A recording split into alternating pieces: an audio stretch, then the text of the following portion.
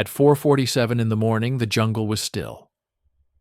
Private John McKinney lay on his cot inside a canvas tent near Dingalan Bay, on the eastern coast of Luzon. The air was thick, damp, and unnaturally quiet.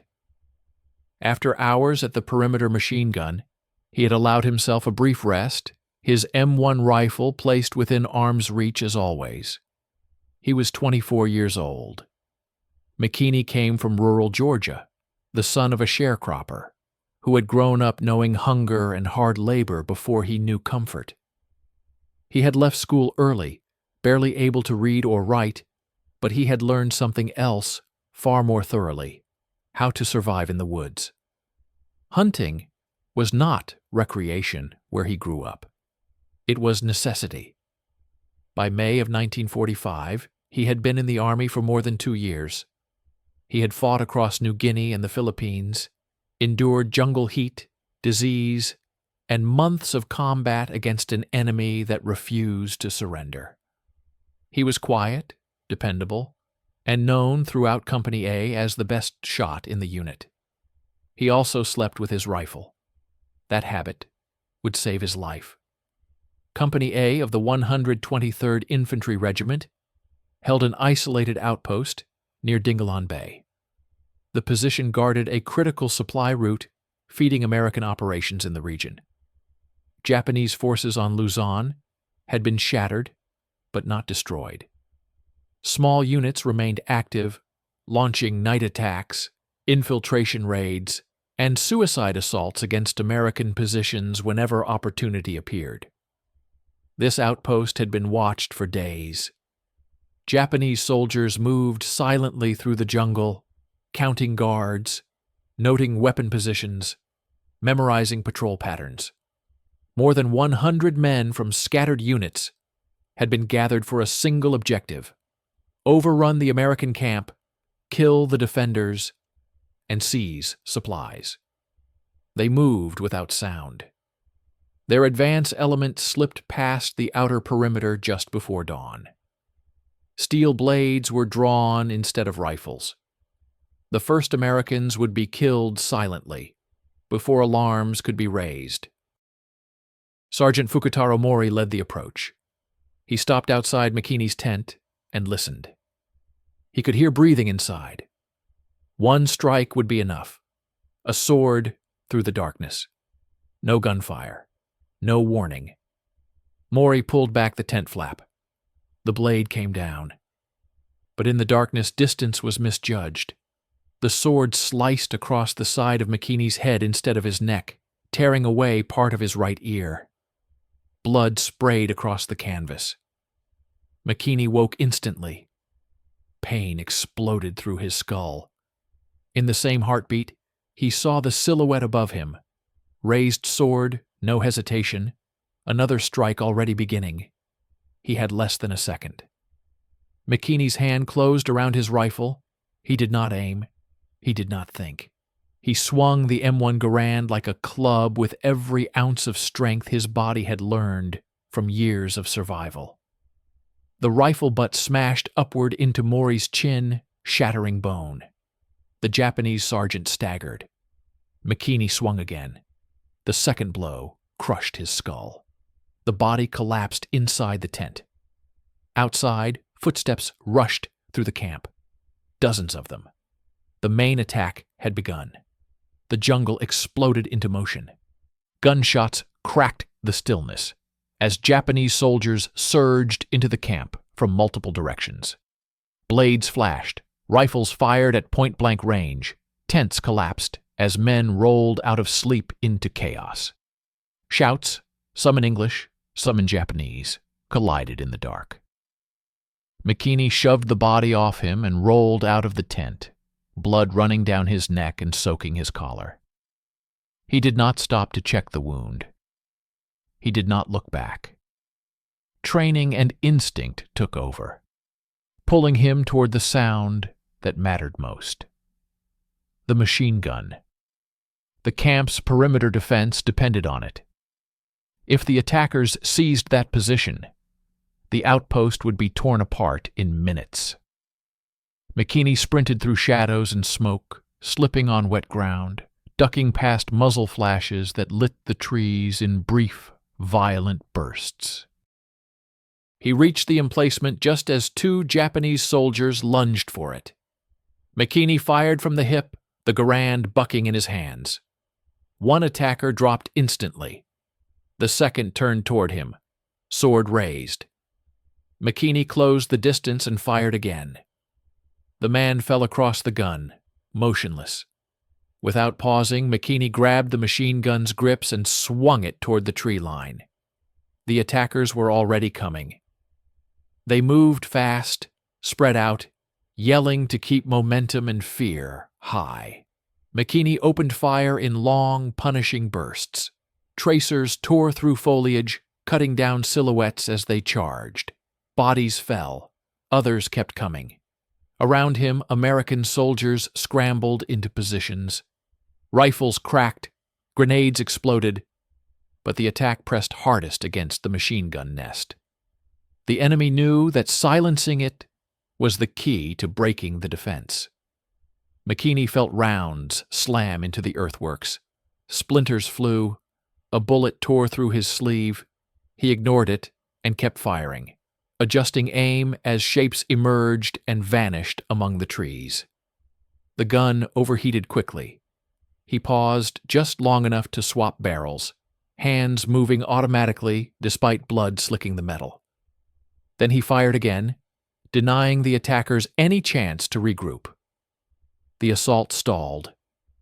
Japanese soldiers dove for cover, dragging wounded men back into the jungle. Others tried to flank, slipping through undergrowth to attack from the sides. McKinney tracked the movement and swept fire across the approach, forcing them back. Minutes stretched. Ammunition belts emptied and were replaced. The camp held. Then the attackers tried again. A larger group rushed forward together, screaming, attempting to overwhelm the position through sheer force. McKinney let them close, then unleashed everything the gun had left. The charge broke apart under the impact. Survivors scattered, leaving the ground littered and still. As dawn crept closer, the noise faded. The jungle fell quiet again, but it was not the quiet of safety. It was the quiet of an enemy pulling back to count losses and reconsider. McKinney stayed on the gun, breathing hard, eyes scanning the tree line, blood drying on his face. The camp still stood, and the fight was not over. The next assault came without warning. No shouts, no rushing footsteps, just movement in the trees and the faint scrape of bodies crawling through wet undergrowth. The attackers had changed tactics. Speed had failed. Now they tried silence. McKinney sensed it before he saw it. Years of hunting had taught him to read the jungle by what it did not do. Birds stayed quiet. Insects went still. Leaves shifted where there should have been none. He tightened his grip on the machine gun and leaned forward, scanning the darkness beyond the sandbags. A shape rose from the brush barely 30 yards out. McKinney fired immediately. The muzzle flash tore open the night, and the figure collapsed before it could take another step. The gun's roar echoed through the camp, and with it came the reaction he expected. Movement everywhere. Japanese soldiers rushed the position from two sides at once. McKinney swung the gun left, then right, firing short, brutal bursts to break momentum. The recoil hammered his shoulder. Spent casings piled at his feet. The smell of burnt powder mixed with jungle rot and blood. A rifle round struck the parapet inches from his face. Dirt and splinters blasted into his eyes. Another round punched through the sandbags and ripped across his forearm. Pain flared hot and immediate, but he stayed on the gun. He could not leave it. If the machine gun went silent, the camp would not last another minute. Another attacker surged forward, closing fast with a bayonet. McKinney let him come, then fired point-blank. The body fell against the emplacement and slid to the ground, motionless. McKinney kicked it aside and kept firing. Time lost meaning. Attacks blurred together. He fired until the belt ran dry, then reloaded by touch alone, eyes never leaving the tree line. His hands shook from blood loss and exhaustion, but muscle memory carried him through each movement. Somewhere behind him, an American shouted orders. Somewhere else, a grenade detonated. But at the machine gun position, McKinney was alone with the sound of his own breathing and the constant expectation of another rush. The attackers tried once more, crawling low, using bodies and fallen branches for cover. McKinney caught the movement and swept fire across it, tearing the attempt apart before it could form. Gradually, the pressure eased. The jungle pulled back. As the sky lightened from black to gray, McKinney realized his arms were numb. His vision tunneled. Blood soaked his sleeve and ran down his side. He forced himself to stay upright, scanning, waiting. The gun was still loaded. And he was still alive. That was enough. When daylight finally reached the camp, it revealed a scene that felt unreal. Mist hung low over the ground. Smoke drifted between trees. The jungle floor was torn apart by footprints, shell fragments, and bodies that lay where they had fallen. What had been a quiet perimeter hours earlier now looked like a battlefield frozen mid-motion. McKinney stayed at the machine gun as the sun rose. Only when an officer touched his shoulder did he realize the fighting had stopped. His hearing rang. His hands were locked to the grips, fingers stiff and swollen. It took effort to release them. When he stood, his legs nearly gave way. Medics reached him quickly. They cut away his blood-soaked uniform and wrapped his wounds while he sat on an ammunition crate, staring into the trees. The pain came in waves now that the danger had passed. He answered questions slowly, sometimes not at all. Around him, the camp assessed what remained. Dozens of Japanese soldiers lay dead around the perimeter. Others had been dragged away during the night, leaving dark trails in the undergrowth. The scale of the attack became clear only in daylight. More than 100 attackers had struck the outpost in a coordinated assault. American losses were far lower, but not light. Several men lay dead near their tents, killed before they could reach weapons. Others were wounded, some badly. The machine gun position, which had absorbed the heaviest pressure, showed signs of repeated hits. Sandbags were shredded. The barrel of the gun was scorched black.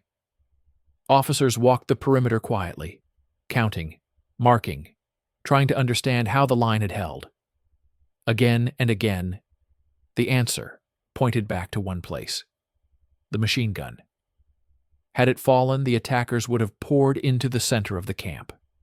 There would have been no organized defense, only isolated fights in the dark. The outcome would have been catastrophic. McKinney did not comment. When asked how long he had been firing, he shrugged. When asked how many attackers he thought he had stopped, he said he did not know. Numbers did not matter to him. Only the fact that the camp was still standing. As the wounded were evacuated and the dead covered, fatigue finally caught up with him. His vision blurred, the ground tilted. Medics guided him toward a stretcher before his legs failed completely. As he was carried away, he looked back once, at the gun, at the torn sandbags, at the quiet jungle beyond. The night was over. The cost of surviving it was just beginning. The hospital was quieter than the jungle, but the quiet carried weight. McKinney drifted in and out of sleep as surgeons worked through the damage. Cuts were cleaned, wounds were stitched, bandages replaced uniforms. The machine gun position felt distant now, as if it belonged to someone else. Pain arrived in pulses, then settled into a dull persistence that refused to leave. Doctors spoke carefully. None of the injuries were fatal. Several would take time. One would never heal cleanly. He would walk, work, and live, but the night at Dingalan Bay had left marks that would remain. As McKinney recovered, the story took form without him. Officers wrote after-action reports, mapping the attack minute by minute. They traced enemy movement through the perimeter, counted casualties, and identified the points where the defense might have failed. Again and again, the same conclusion appeared. The machine gun position had absorbed the assault and broken it. Witness statements followed. Men described waves of attackers, repeated rushes, and a single gun that never went silent. They noted how flanking attempts collapsed when fire shifted instantly. They recorded how the attack lost momentum each time it tried to reform. McKinney was asked for his account. He answered plainly. He said he fired when he saw movement. He said he reloaded when belts ran dry. He said he stayed because leaving was not an option. He offered no numbers, no dramatic language, no claims of intent beyond survival. Commanders understood the difference between modesty and accuracy. They compared accounts, timelines, and evidence on the ground. The pattern was unmistakable. What had looked like an isolated outpost had withstood a coordinated assault because one position never failed. Recognition began quietly. Recommendations moved upward. Language became formal. The night was translated into terms suitable for records and citations. The chaos of close combat flattened into sentences that fit forms and standards. McKinney did not follow the process. He focused on healing, on learning to use his arm again without pain, on regaining strength enough to stand without dizziness. The war continued outside the hospital walls, and he remained part of it only in memory. When told that his actions were being reviewed at higher levels, he nodded once and returned his attention to the present. The camp had survived. The men he served with were alive. Everything else felt secondary. But the shape of what happened was no longer just his to carry. It had become part of the record. The decision was made far above the jungle. By the time the paperwork reached higher command, the details were no longer in doubt. Reports from officers matched the physical evidence. Casualty counts aligned with witness statements. The conclusion was unavoidable. The defense at Dingalan Bay had held because one position never collapsed. And that position had been held by Private John McKinney. When he was informed that his actions were being considered for the nation's highest military honor, his response was restrained. He did not refuse. He did not question the process. He simply asked whether the men who had been wounded that night were recovering. To McKinney, the idea of recognition felt disconnected from the event itself. There had been no moment of reflection at the gun, no calculation of consequence. The attacks came, and he responded. The weapon jammed. He cleared it. Ammunition ran low. He reloaded. When attackers closed in, he fired. The sequence was mechanical, driven by necessity rather than intention. The ceremony, when it came, was formal and brief. Uniforms were pressed, commands were crisp. The words spoken described courage, resolve, and heroism. Cameras captured an image meant to represent something larger than the individual standing there. McKinney stood quietly through it all. He accepted the medal with a nod, feeling its weight more as responsibility than pride. When asked to speak, he kept his words simple. He thanked his unit. He acknowledged the men who had not made it back to their feet. He avoided describing his own actions beyond saying that he had done what anyone in his place would have done. Those who knew him understood that this was not false humility. It was accuracy. McKinney returned to duty away from the front. His injuries made further combat unlikely, and the Army did not intend to risk losing the symbol his survival had become. Others took his place at forward positions, continuing the work he could no longer do. Publicly, his name began to circulate. Privately, he remained unchanged. He did not frame the medal. He did not bring it into conversation.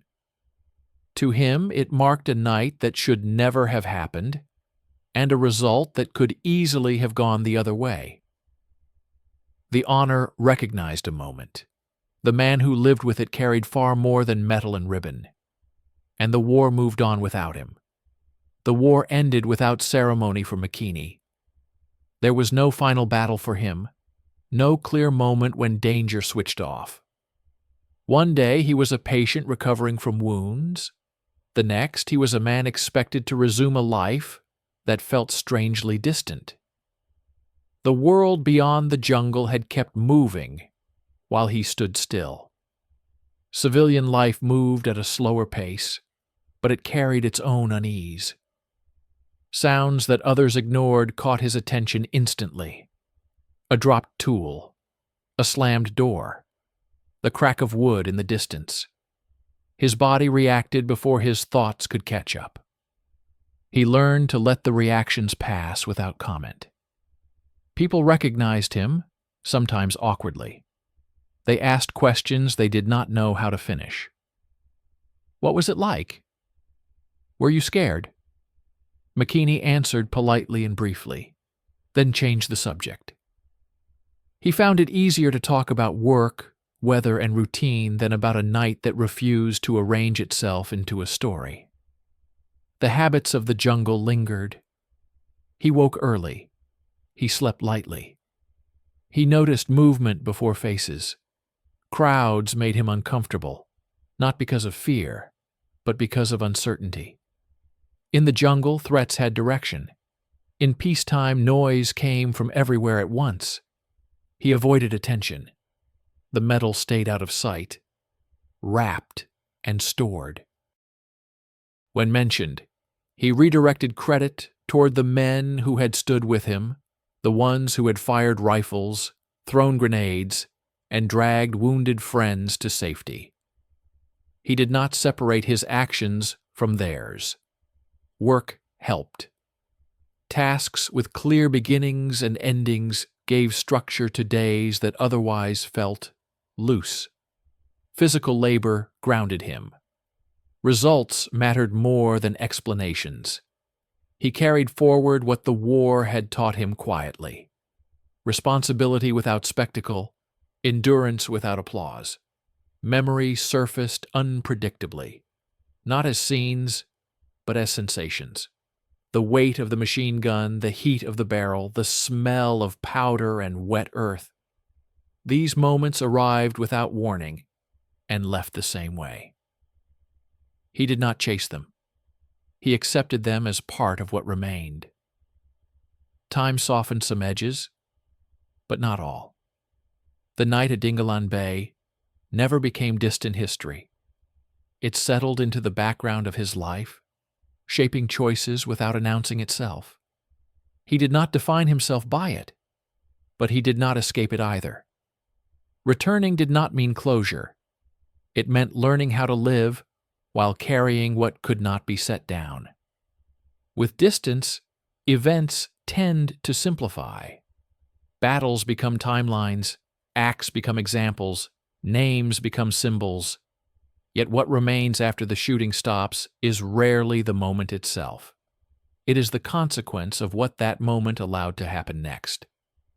John McKeany did not plan to become a reference point in military history.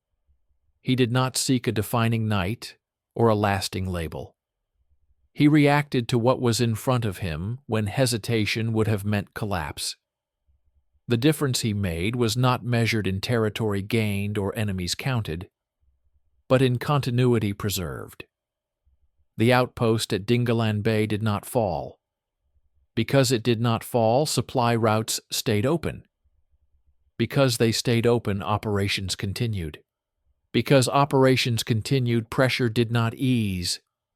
That chain began at a single position that refused to go silent. McKeany's actions mattered not because they were dramatic, but because they were sustained. Holding a machine gun for seconds is common in battle. Holding it through repeated attacks, injuries, exhaustion, and isolation is rare.